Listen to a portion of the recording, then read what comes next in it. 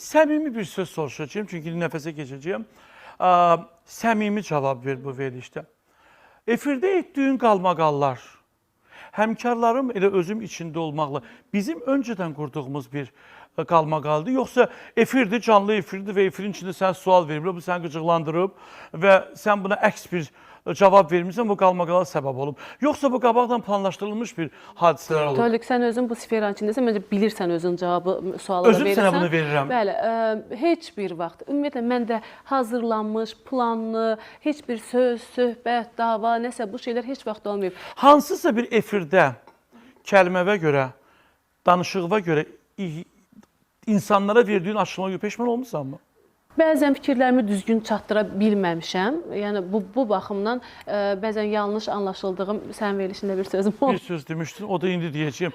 Deyir, cəmaat 100 dənə ev yıxıb, mən bir ev yıxmışam. O nə idi?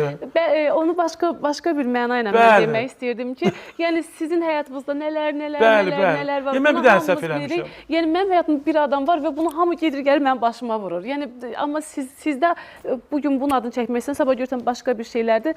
Nəysə, bu şeyləri danışmaq heç istəmirəm. Həyatında o adam bugün varmı? Xeyr, yoxdur. Neçə vaxtı yoxdur? 2 ilə yaxındır artıq. Yoxdur. Bəli. Olma ehtimalı daha varmı? Heç vaxt. Sən çox gözəl bir valideynsən, 2 evlad böyüdürsən. Bu günləri sən mənə bir dəfə zəng vurdun, mən bunu açıq deyəcəyəm.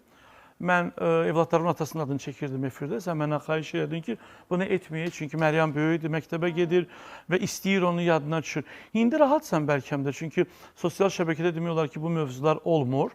Beynin içində rahatsanmı? Mənim evladlarımın atası ilə münasibəti çox gözəldir, çox yaxşıdır.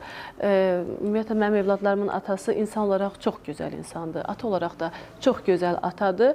Amma bu elə bir şeydir ki, uşaqlara belə, uşağım həmişə belə başa saram ki, qızım, biz bərabər olmur, dalaşır. Alamır. O da başa düşdü bunu. Yavaş-yavaş başa düşür. Bəzən istəyir, bəzən barışdırmaq kimi bir fikirləri olur, uşaqdır da indi. Ətrafından dostların, çünki ən yaxın dostun könüldür.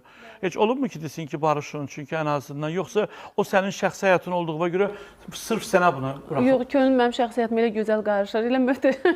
Mənim də şəxsi həyatıma qarışır. Hamının şəxsi həyatına çox gözəl qarışır, könül padruqamız. Təzə-təzə olurdu, deyirdi belə şeylər, amma zamanla özü də gördü ki, alınmır, mümkün deyil, bitməlidir, bitib.